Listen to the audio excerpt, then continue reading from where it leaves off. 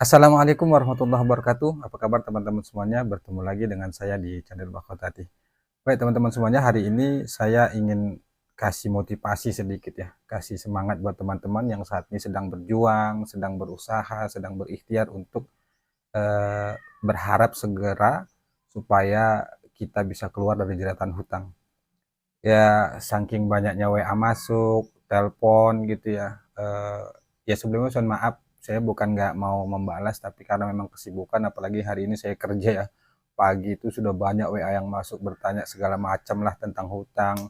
Pak, saya susah, saya segala, pokoknya segala macam lah.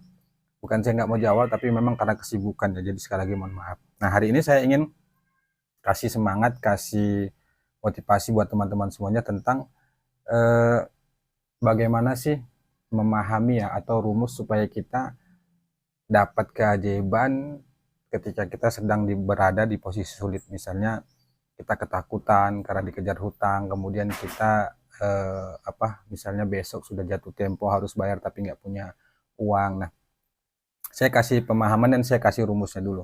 Sebenarnya ini akan saya bahas di materi kelas online saya, tapi nggak apa-apa sebagai gambaran aja ya. Oh iya, tapi teman-teman semuanya bagi yang memang nanti insya Allah ingin bergabung di kelas online saya, ya sudah nggak apa-apa. Silakan saja hubungi nomor WA yang ada di sini. Saya ingin data dulu, yang serius ingin belajar siapa, ya nggak apa-apa WA aja. Nanti bertanya ya silakan tanya, nggak apa-apa, sebisa semampu saya jawab sesuai pengalaman. Tapi saya berharap sih teman-teman semuanya itu ya ikutlah nanti di kelas online saya. Ya memang berbayar, tapi memang belum saya tentukan.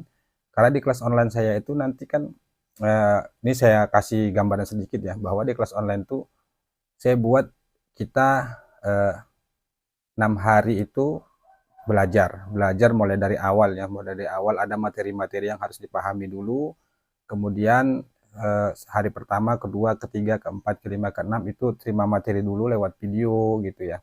Ada praktek-praktek yang harus dilakukan, bagaimana caranya. Kemudian nanti di hari ke-7 atau di hari ke-8 kita pemantapan sebelum kita masuk riado ya, kita pemantapan, kita ulangi semua materi yang sudah saya kasih dari hari pertama sampai hari ke-6 itu kita benar-benar kita ulang balik sampai benar-benar paham, sehingga kalau sudah paham semuanya kita masuk ke hari ke-8 tuh ya, ke-7 atau ke-8 langsung kita riyadhah selama 30 hari, dan itu langsung saya pandu lewat grup, lewat WA, apa-apa aja itu yang harus dilaksanakan, apa-apa aja yang harus kita amalkan, karena di sana itu di riyadhahnya itu ya amalan-amalan ya, ya mungkin teman-teman semua itu juga pasti sebagian sudah banyak mengamalin ya, tapi kita tata benar-benar bagaimana cara istighfar, cara mengamalin sholawat, kemudian bagaimana menata doa, sampai kepada bagaimana kita bisa menemukan satu pemahaman ya, satu pemahaman dari riyadhah itu ya, satu pemahaman bahwa kita ini memang benar-benar butuh Allah. Nah, gambarnya begitu. Maka oleh karena itu, yang memang ingin berdiet ya udah silakan saja WA ke saya, ini nomor saya kasih ya, nggak apa-apa gitu. Oke, baik teman-teman, saya kasih rumusnya, kita kembali ke materi ya. Sebagai motivasi buat teman-teman semuanya bahwa kalau kita ingin terjadi keajaiban pada diri kita ketika kita lagi terpuruk, ada rumus. Rumus yang sekarang ini baru saya pahami ya. Dulu ketika saya masih mondok di pesantren, kebetulan saya itu kan tamatan di pesantren ya, pesantren Muhammadiyah. Dulu kiai saya pernah bilang begini, rumusnya untuk menjadi orang yang berkelimpahan, ingin doa cepat terkabul, ingin rezeki lancar, bahkan kita ingin dikejar rezeki, itu kiai kami bilang gini, melepaskan sama dengan menerima. Menerima sama dengan keajaiban. Nah, saat itu saya pun belum ngeh ya, belum paham apa sih maksudnya. Ternyata setelah saya renungkan, saya paham sekarang bahwa kalau kita ingin menjadi orang yang berlimpah, ingin menemukan keajaiban, ingin dikejar rezeki, maka pertama yang harus kita lakukan adalah melepaskan keinginan kita, melepaskan doa kita. Ada dua yang kita lepaskan. Yang pertama, doa kita kepada Allah. Kemudian yang kedua, melepaskan semua mental block, semua pola pikir negatif, perbuatan-perbuatan buruk yang sudah mengakar di alam pikiran bawah sadar, itu harus kita lepaskan. Karena itu menjadi penghalang bagi diri kita sehingga rezeki itu tidak masuk, keajaiban sulit datang. Sebenarnya Allah itu sudah memberikan kita rezeki, keajaiban, tapi karena adanya penghalang ini belum kita lepaskan, belum kita izinkan untuk kita keluarkan ya, kita buang sehingga dia mental. Ibaratnya kita mau mengisi air di dalam gelas tapi ada tutup, bagaimana air itu mau masuk. Jadi sama dengan diri kita. Jadi kalau kita ingin menjadi orang berlimpah itu pertama kita harus buka dulu, harus buang dulu, harus kita lepaskan dulu tutupnya baru kita isi. Harus kita lepaskan dulu mental block itu, takut, sedih, khawatir, apa ya, termasuk perbuatan-perbuatan buruk yang lainnya. Itu harus kita lepaskan. Dan kalau nggak kita lepaskan yang terjadi adalah kemelekatan. Makanya banyak orang ketika berdoa itu kenapa sulit terkabul itu, dia selesai berdoa itu yang ada di dalam hati dan pikirannya itu, kenapa ya kok nggak terkabul, kapan ya terkabul ya, ya Allah kok belum terkabul. Nah kalau itu yang muncul, itulah yang disebut dengan kemelekatan. Nah makanya kalau kita ingin doa kita terkabul, lepaskan. Selesai kita berdoa ya sudah, biarkan saja Allah itu yang bekerja. Tugas kita kan hanya meminta. Kita tidak bisa memaksa Allah, dan kita juga kan harus ingat ya bahwa dunia ini bukan milik kita. Dunia ini milik Allah, Dia yang ngatur semuanya. Kita sebagai hamba yang nggak bisa berbuat apa-apa, tugas kita hanya meminta. Makanya ketika kita berdoa itu, kalau ingin dikabulkan cepat, maka lepaskan doa itu. Ya saya akui memang berat karena saya juga dulu sulit ya, belum memahami gimana sih cara melepaskannya. Kemudian bagaimana sih cara membuang mental block, bagaimana sih melepaskan kemelekatan itu, berat sih memang. Susah karena memang dia sudah mengakar dalam hati kita, dalam pikiran kita. Nah, itulah nanti yang saya akan bahas di kelas online saya. Itu yang pertama, melepaskan doa ya, jangan kita ingat-ingat lagi ketika kita berdoa, ya sudah lepaskan saja. Yang kedua, melepaskan kemelekatan. Kemelekatan itu termasuk mental block, kemudian ya hal-hal yang buruk dalam hati kita yang sudah mengakar, karena kita kan mulai dari kecil tuh mungkin pernah disakitin, pernah dihina, pernah dendam, pernah menyakiti orang lain, yang itu tanpa sadar masuk ke alam bawah sadar kita, akhirnya itu menjadi penghambat. Nah kemudian yang kedua, setelah melepaskan, kita menerima ini apa maksudnya? Menerima segala takdir apapun yang terjadi pada diri kita. Nah termasuk itu yang sudah saya jelaskan di video-video sebelumnya ya, menerima takdir, menerima resiko. Bagi kita yang sedang berhutang terpuruk, sudah berusaha tidak ada jalan apa-apa, ya sudah terima seburuk apapun kondisi Anda.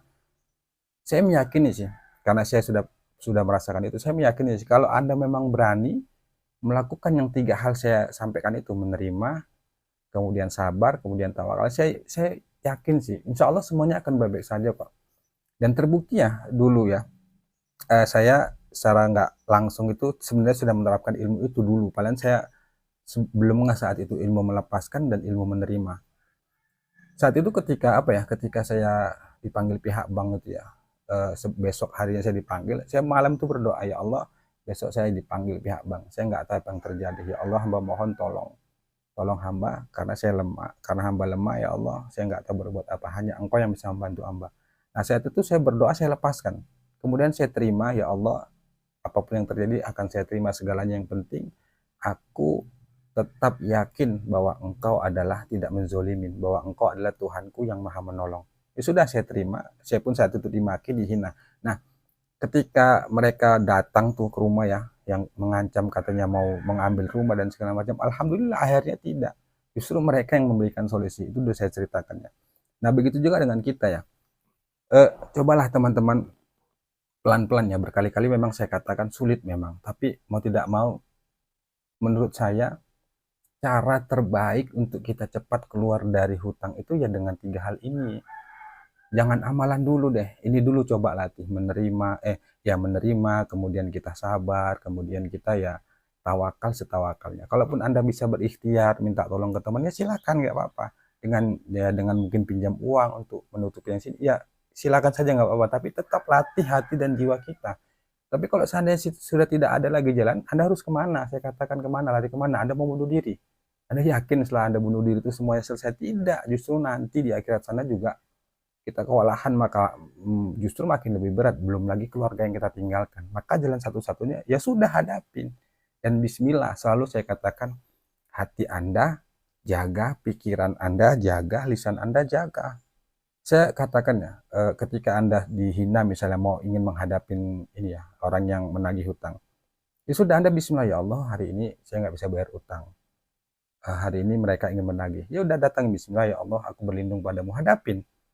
Ya kalaupun saat itu Anda dicaci, dihina, diancam, ya sudah, diam saja, jaga hati Anda. Cukup Anda diam dalam hati Anda, ya Allah, nggak apa-apa ya Allah, ya Allah, pokoknya ya Allah terus ya Allah.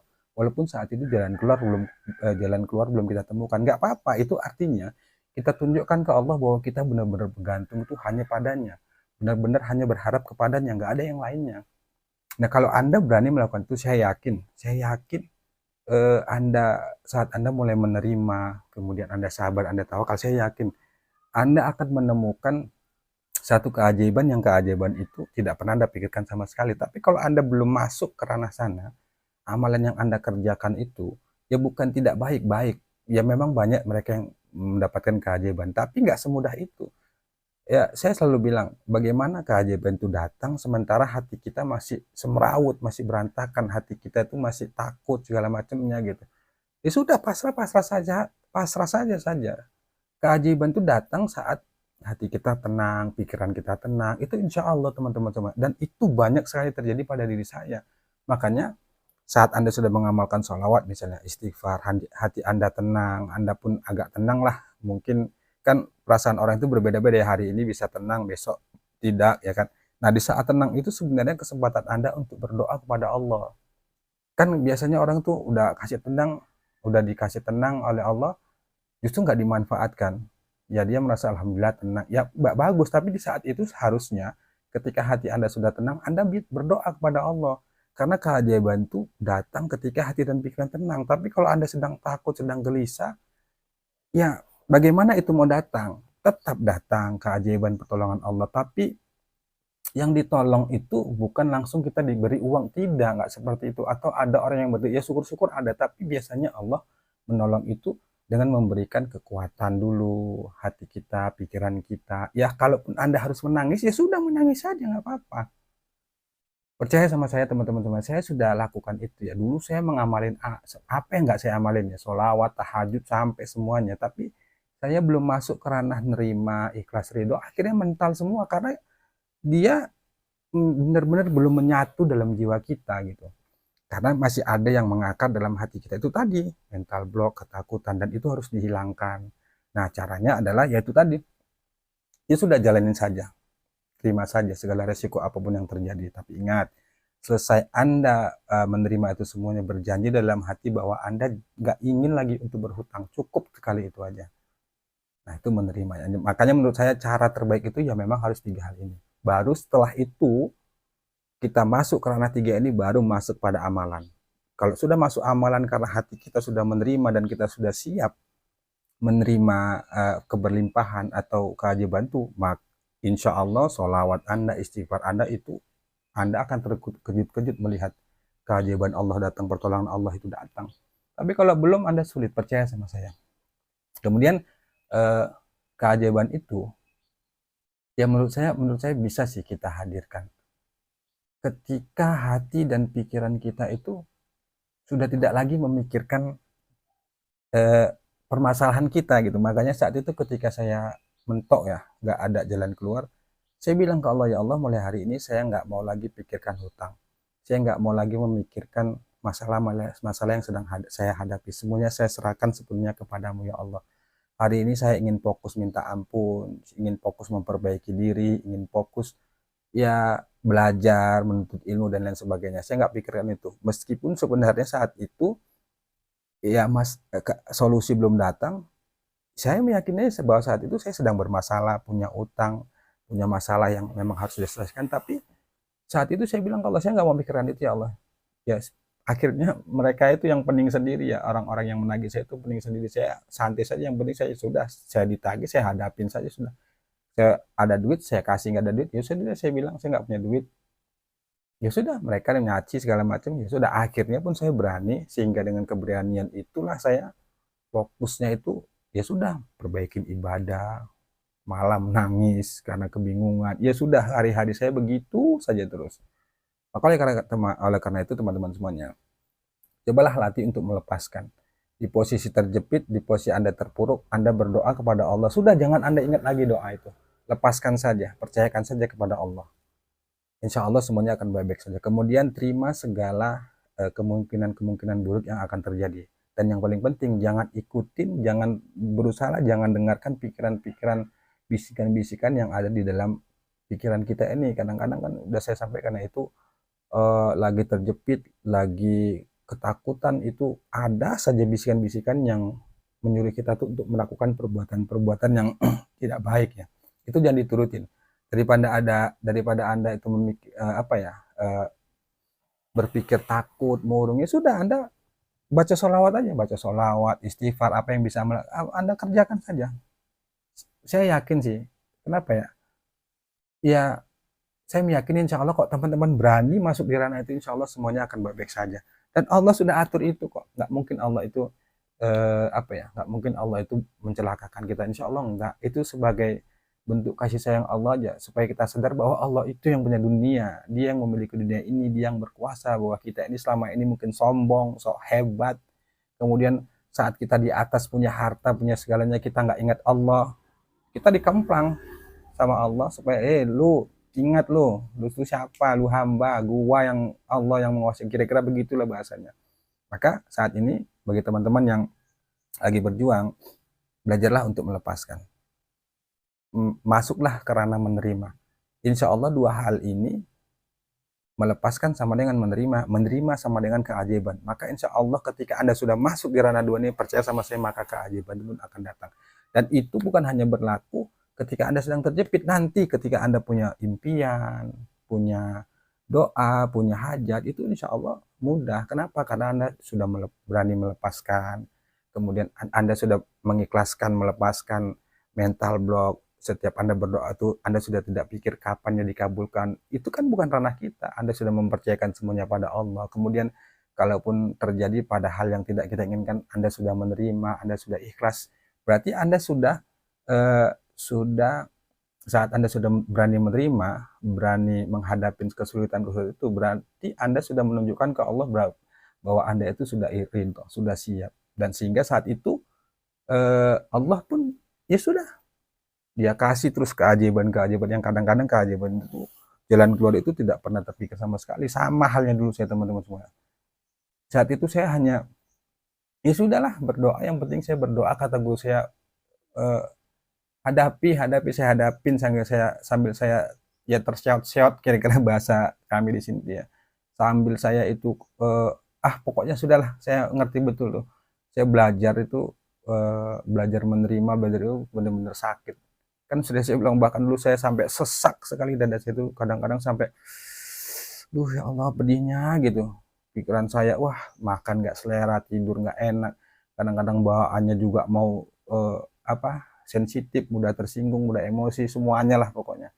Tapi pun pelan-pelan akhirnya saya dididik oleh guru saya, ya benar semuanya yang disampaikan guru saya itu ternyata sudahlah, insya Allah pasti Allah tanggung jawab, insya Allah Allah pasti melindungi. Oke, baik teman-teman, semuanya itu aja ya. Mohon maaf sekali lagi. Silakan hubungi ya teman-teman, nomor WA yang ada di sini. Ya nggak apa-apa, WA ya sesempat saya balas. Ya kalau nggak sempat, saya mohon maaf, bukan saya nggak niat, tapi memang karena kesibukan. Karena memang saya kan bekerja ya, kerja, jadi ya kemungkinan saya bisa ya sempat saya buka, nggak mungkin malam gitu ya. Ya nggak apa-apa, sebisa yang saya jawab. Kalau tidak ya mohon maaf sekali lagi. Oke, teman-teman semuanya, mohon maaf ya. Tetap semangat, tetap yakin ke Allah bahwa insya Allah Allah pasti melindungi kita. Oke, demikian. Wassalamualaikum warahmatullahi wabarakatuh.